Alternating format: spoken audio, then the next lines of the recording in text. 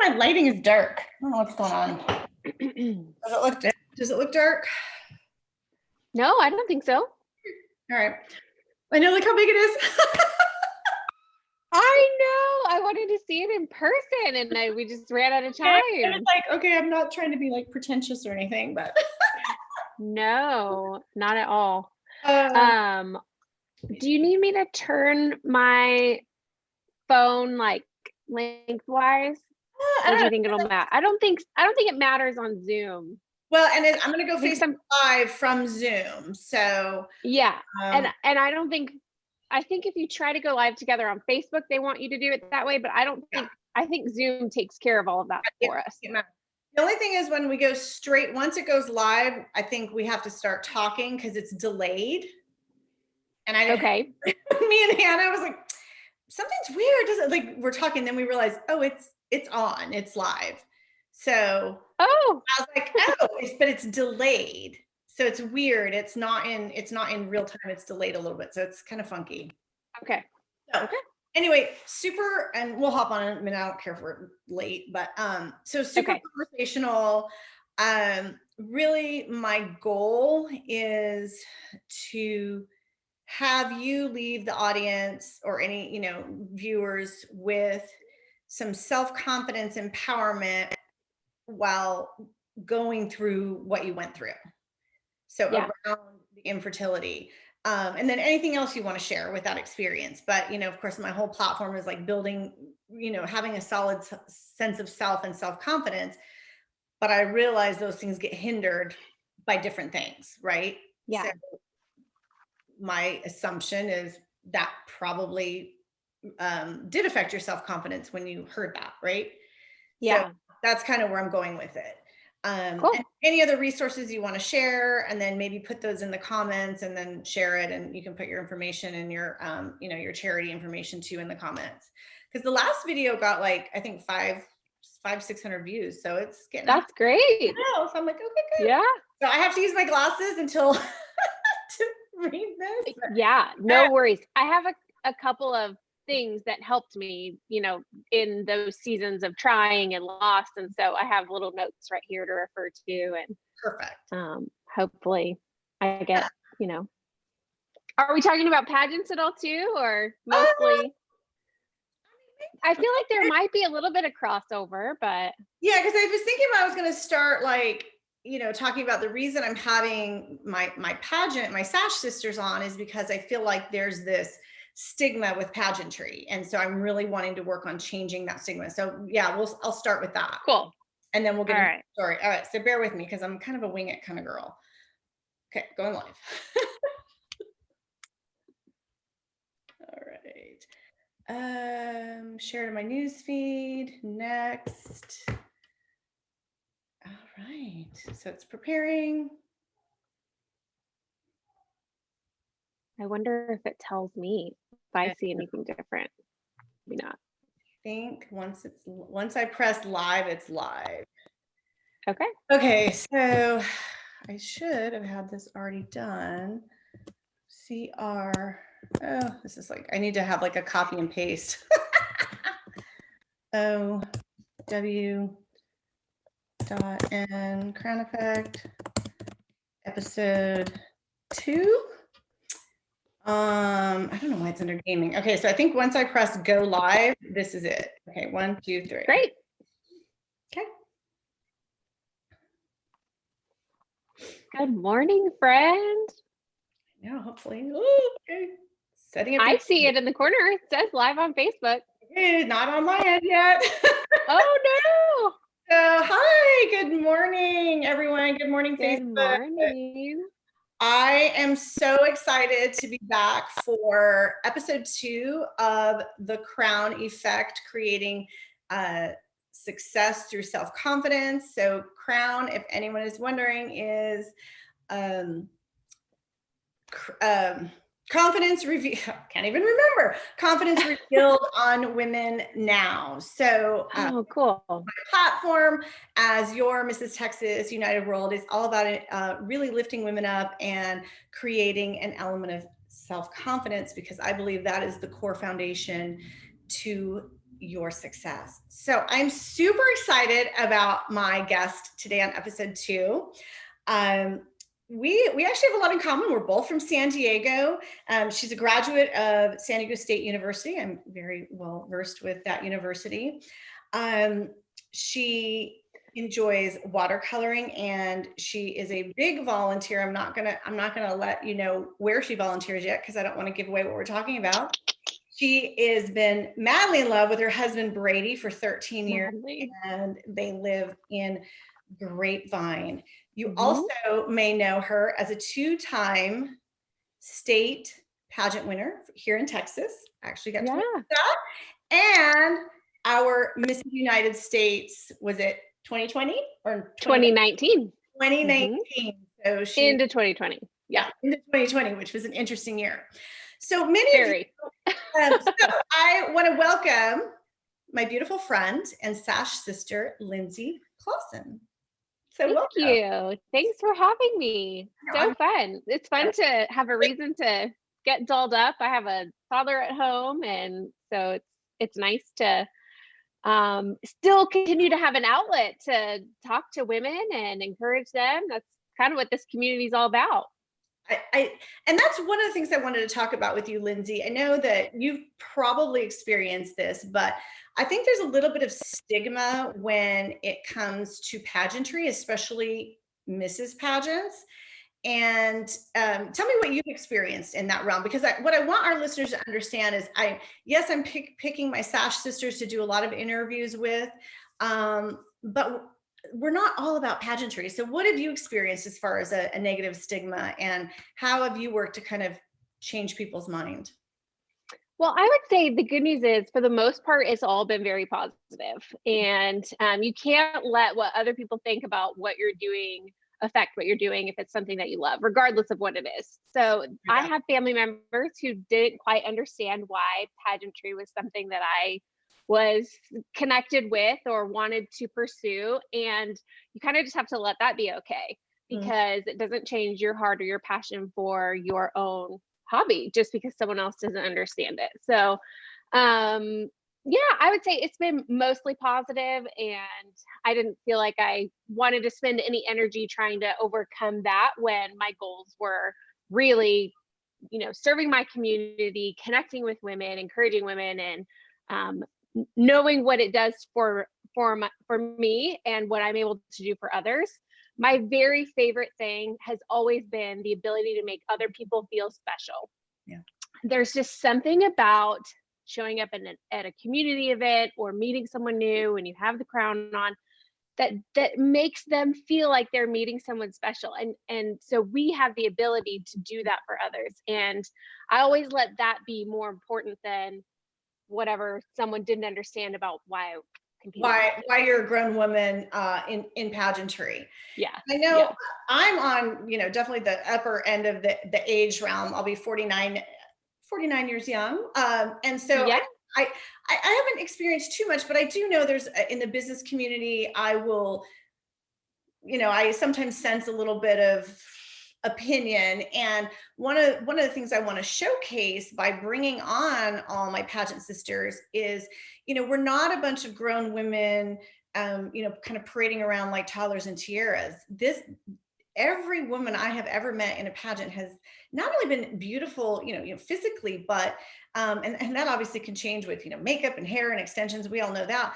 But every single one of them are educated, well-spoken, have a passion for something that's happened in their life, either victory, they've overcome challenges, victim to victory, and they want to help other women who've gone through those specific experiences, and they want to get out like you said, get out in the community, help people feel special, lend a helping hand, be that volunteer, and I don't need to be cliche, but really be a role model for young women that need a positive person to look up to. And that's what brings me to you, is because you have overcome probably one of the most, I think, challenging and difficult obstacles, I think, as a woman, but also as a married woman who wanted a family. And Yeah, so I'm assuming that going through that process, you had ups and downs of, your own internal self-confidence. So why don't you share, absolutely. you know, share with us what it was like to have that news of you may not ever be able to have children. Yeah, yeah. Everyone's journey to parenthood is different, right? Some people have that as something that they want, other people don't have that as something that they want, and it doesn't always happen so easy for everyone. And so that is a big part of my marriage and my story is my husband and I knew we wanted a family, and it took us 6 years to eventually get to the point of being able to have our son Caden. And it was a long journey and it was lonely. And I fortunately never had a doctor physically say, you know what, you might never get pregnant, but you start to believe those things after loss after loss after loss. It's like, this may actually never end up happening. And how am I going to get to the point where I'm okay with that? And I live a full, complete, happy, healthy life without this void of something that I so genuinely, desperately want. And so we were 6 years unexplained infertility. And yeah, it's hard to keep up your self-confidence when you feel like, and me as a believer, I just feel like for me personally, I had the desire from the Lord to be a mom. And so it was reconciling why do I have such a strong desire to do this and why is it so hard? Why? And yeah, and then also why does it seem so easy for others? And so I'll just say it started out as a very lonely journey, and it kind of takes me to the first lesson that I learned through infertility and keeping up that self-confidence is just finding your community. So the more that I struggled in silence and stayed quiet about, well, we're trying, but it's not really all that easy. The more I kept it just between my husband and I, the more lonely I felt because I wasn't relating to others who'd been there or gone through it. Right. And so the more I started to open up to close friends and close family, the more you hear, gosh, I've either been there myself or I have a friend, and you're introduced to how, not necessarily how common it is, but that there is a community to connect with to help you get through it and maybe help you find some answers. So that's kind of the first thing, is just finding that community who you can connect with to share your story, to listen to theirs, to share advice, to share even doctor recommendations, or this is what worked for them. And so finding that community was really important to me. There are several. The first one was Resolve, which is the National Infertility Awareness Association. They were who I first connected with. They have in-person dinners, and those women were amazing. And locally, there is an organization called Braving Infertility Together, and I resonated with them immediately because just simply, if you think about it, that summons, or that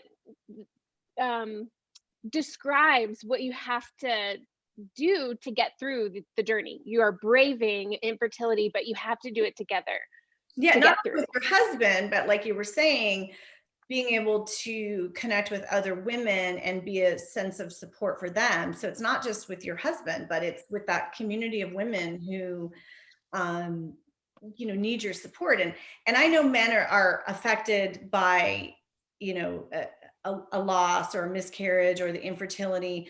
I think they have their own mourning and devastation with it, but there is something about being a woman who's carrying a child and the mental and physical effects of that, especially if a pregnancy fails, or if unfortunately if you have a miscarriage. And I know that Yeah. is something that you also experienced. And Mhm. I don't mean to get too personal, but I know what it's like people look at you and go, wow, she's Mrs. Texas twice over, and she was Mrs. United States, and she's so glamorous and beautiful. And I know how that, but you've had a very, very big challenge over the last 6 or 7 years in an area where your heart was breaking. Mm-hmm. So, share with us about that experience, because I Yeah. that, I've not gone through that, but I can't imagine what it feels like to lose a pregnancy that you really desperately want. Yeah. Yeah.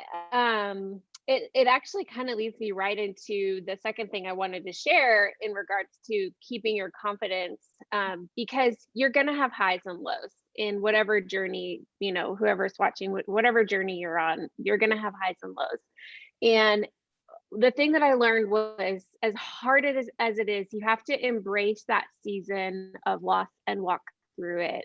Um, we had a couple of failed treatments, IUI. I don't want to get too technical for those who aren't in the infertility community. Or like, what's an IUI? It's a step right before IVF. IVF is a very long, invasive, expensive procedure, and this is an option for some couples who aren't quite there yet. And so we had a couple of failed treatments of IUI. I had what they call an Hsg scan, which just makes sure that your tubes are open. This is back in 2015. Mhm. And the cycle following my Hsg scan to make sure that everything was working the way that it should, my husband Brady and I ended up getting pregnant. And so that was our first pregnancy. And the lucky part about that was, when you're with an RE, which is a reproductive endocrinologist or a fertility doctor, they see you frequently. And so we had a couple of appointments of, you have a healthy growing baby, here's a heartbeat, looking good. And then with our first, around 10 weeks, when we went in for the checkup, then those words of, I'm sorry, there's no heartbeat, is really devastating.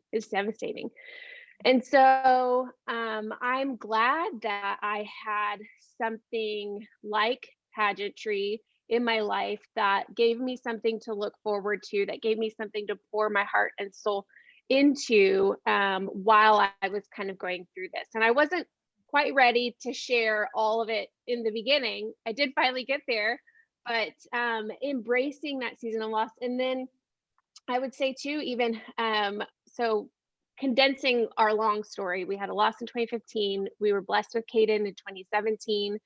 And I was diagnosed shortly after having Caden, I was diagnosed with an autoimmune thyroid disease.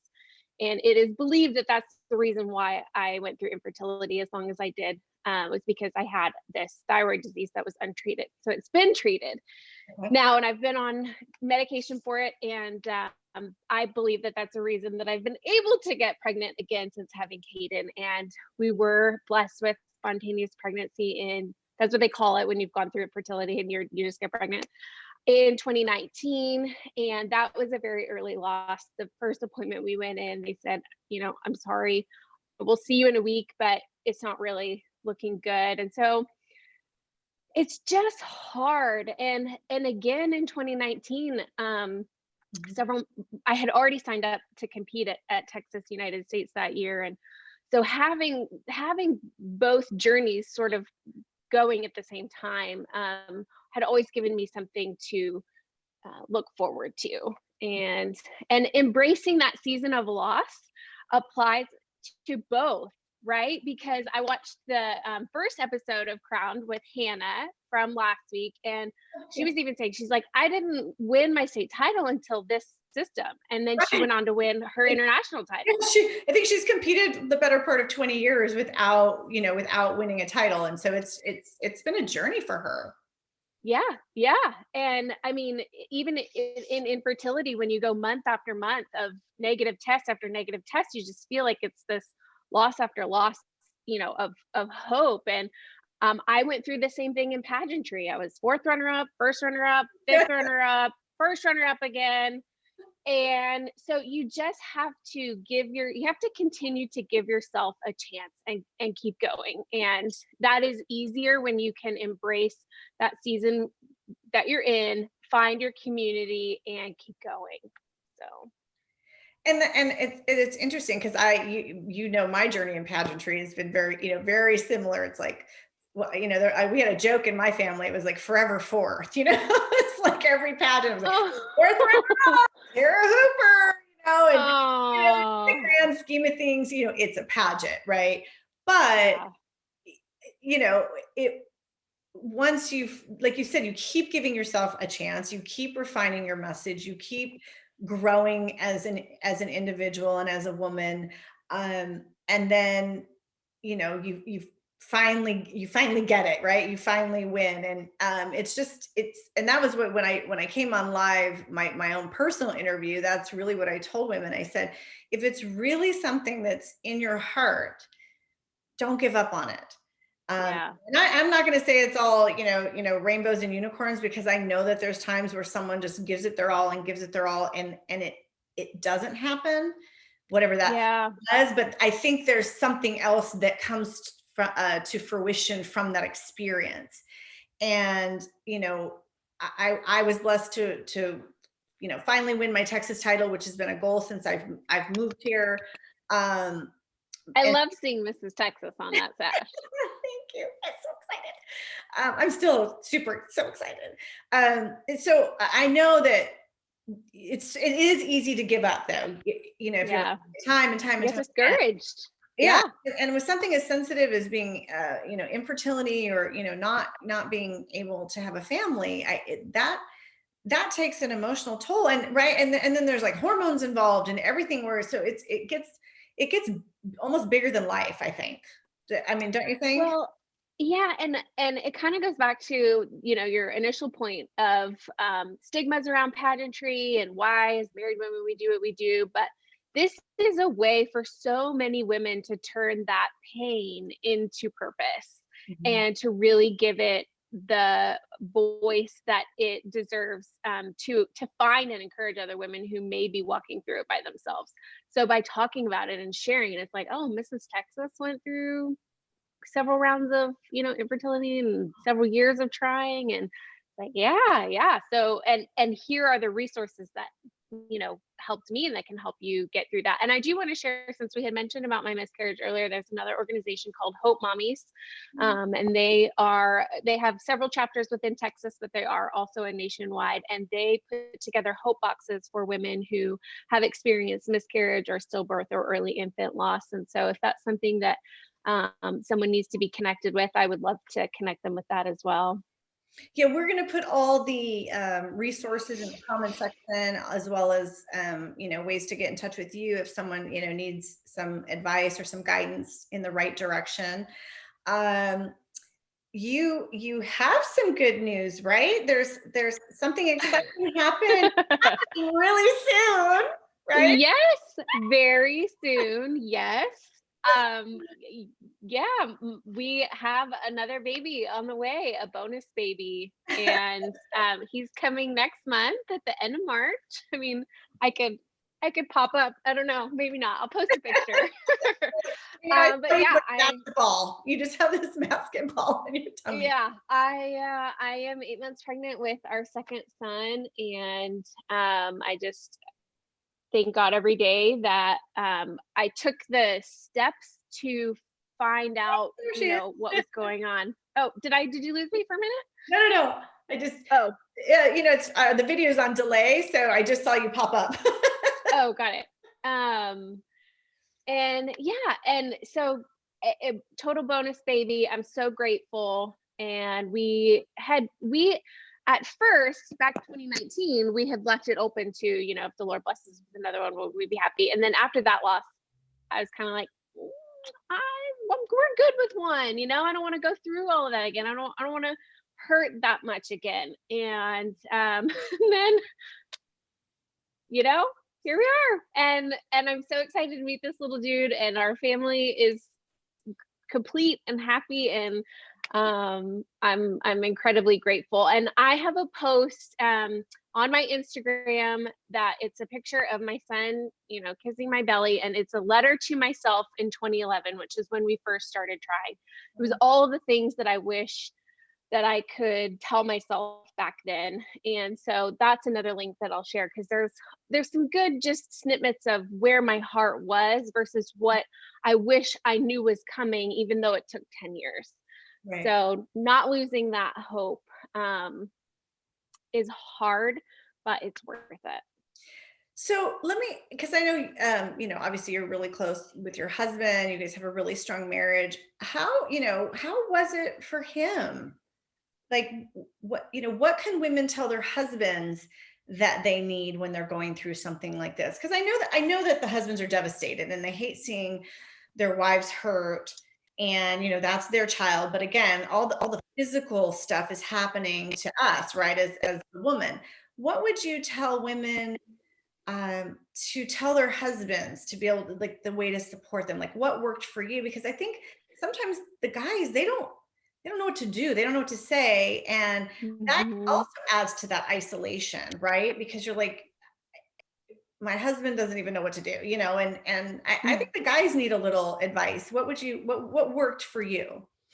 Yeah. Well, I am lucky in that Brady was my rock through all of the ups and downs. And I think one thing, every person's infertility journey is going to be different. So mine was a hormonal imbalance on my part, never had anything to do with Brady, but we had to walk through the steps to find that Right. out. And he, at some point, I don't think he'll ever see this video, but he at one point got insecure about his ability to give this gift, to me as well, and was like, well, apparently I'm not working right. It's like, well, we don't know. It's unexplained. There's no reason that we shouldn't be able to be getting pregnant. So Right. it's communicating. It's making those next right steps together at the time that you're ready. So, I could have been ready for an IUI, but he may not have been, with treatment or finances or whatever, because it's a bigger conversation than just, do we want a kids? How are we going to pay for it? Doctor, we're going to see, do you have time to take off work, to go to appointments? And so staying on the same page Mhm. with date nights. We went to a lot of spontaneous concerts just because we could, just, to stay in love and stay each other's best friend. And I feel like that is what's going to help you regardless of the outcome, because the outcome is never guaranteed. You're not guaranteed to get there. So as long as you're walking through that journey hand in hand, being each other's biggest supporters, then regardless of the outcome, you two are the most important people to each other. So that's what I would say. Okay, that's great advice. Yeah, Um, I can't see without my glasses. So silly. no worries. Um, this, I hope, my intention for these interviews, bringing different guests on, different women on who have gone through various different journeys, because, I really feel like self-confidence can be rattled by a multitude of different things. I know for me, I always battled, self-image issues, always using that three-letter word, I'm fat, so that was where my insecurities, you know, planted themselves. Um, and so I know for women, it's all different. It's Yeah. infertility with Hannah. It was, her experience of bullying. And next week, I'm going to be talking to one of our other pageant sisters, April Whalen, who, not only is Oh, yay. so excited, Yeah. she just won what, Mrs. Lone Star State. Lone Star. Yeah. America's Most Beautiful. Yeah. Yeah. So we're gonna have her on, and she's had a journey with cancer, and she also has experience with fostering. So, and I actually haven't got any background on why, what started the whole fostering. So I hope our listeners out there, stay tuned and come back and visit us next week. Mhm.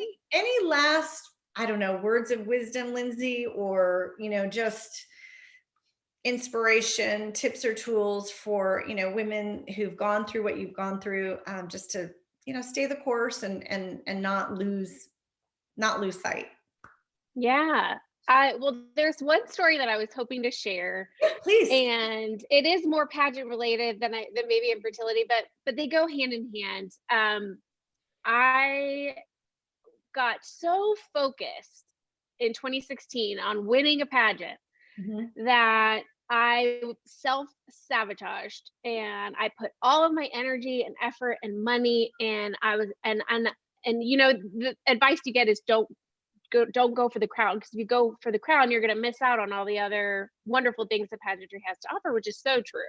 Right. And for some reason, I don't know, I had hurt so much from the loss over the couple of years that it was like, oh my gosh, this is my year, I'm going to do this, I'm so close, da, da, da, da, da. And then I ended up placing the worst I'd ever placed. This was not the worst. I mean, You know, you're like, I did pageantry when I was younger, but yeah. I feel like I had to go through what that looked like of, you know, that weekend I was very closed off. I wasn't my open, friendly, honest, you know, outgoing self. I was so, you know, nervous and focused, and, you know, this is kind of what I have to be to win. And it wasn't. And so it's okay to go through those experiences, because I feel like that's what ultimately took the blinders off of me. It's like, oh, Lindsay, you just totally weren't even yourself, and at all. And so of course you didn't win, because, you know, you were so wrapped up in the outcome that you missed all of the other good stuff. Mhm. And so that it does apply to infertility and pageants too, is don't get so wrapped up in the end game that you forget that there's so much goodness and joy to experience, and to gain from whatever journey you're on. So Oh, I love that. anyway, I love that. And yeah, you know, and you know as well as I do, it definitely, everything in life, pageantry, it is about the journey. But I'm not, you know as well as I do, it also, it does feel good to win, but yeah, you want to win. You want to win when you're ready. You want to win when they're picking you because you were the best version of you. Not exactly. because, like you said, you were so desperate or whatever, or the girl next to you tripped, or you know, any of that. I mean, at least that's how I feel. You want to win because there was something about you that just sparkled that day. You showed up the best version, and that's what resonated. Um, Yeah. and There's a quote, and it's something along the lines of success comes to you when you're content without it, or the things we want most in the world, you know, will finally find us when we're content without it. And I totally feel that in both my infertility and my pageant journey. Once I finally became comfortable thinking, you know what, I might not win a Mrs. Texas title, but I sure do love being on stage, and I sure do love meeting awesome women, and I sure do love the self-improvement process of interview. And same thing with infertility. You know what, I don't love getting that negative test, but I'm still so hopeful. And I have so many good, wonderful things in my life that I can focus on, minus, you know, whether or not I ever become a mom, because again, there's no guaranteed outcome. So I love that, because it almost brings you to this place of contentment, and that releases the pressure to yeah, control the outcome, because you can't, and you can just enjoy it more. And I feel like you actually end up winning a lot more, or scoring better, because who you are isn't up to a result. So yeah, and I would say, I would assume with your journey of infertility, part of that journey is the strength that you gained in yours and your husband's marriage. you hope. You know, everybody's different. I'm lucky Right. that that happened for us. And yeah, Yeah, yeah, I mean, at least I see it. I feel like when I see the two of you, I definitely see, you know, and I realize it's different in every marriage, but I think that it looks like that was part of your journey where it just, you guys became closer, right? Through that process. And I think that that is a beautiful thing because, you know, I think I've been married about the same amount, and it's hard. It can be hard to, you know, yeah, stay connected, and especially when you're going through a challenging time in your life that carries yeah, over to your marriage, and it can either, it can make or break a marriage, honestly. yeah. So The most intimate part of your marriage almost becomes mechanical, because you have this, you know, thing. And so not letting that, you know, happen, it's hard, but you figure it out. yeah, well, I am so happy for you, and Thank you. congratulations on the new baby bundle. Thank you. You can see pictures of the baby in March. So Yes. I am so thankful that you joined me and were just willing to share your story and let other women know that, hey, just, stay hopeful. We'll be putting resources in the comment section. And if any of you have any questions for myself or Lindsay, please put them in the comment section and I'll keep an eye on that. Yep. And be sure to respond. So thanks again for joining me on the Crown Effect. Thank you for having me. Thank you so much. All right. Have a wonderful day and we'll see y'all next week, 10:30 You too. Tuesdays. Okay. Bye.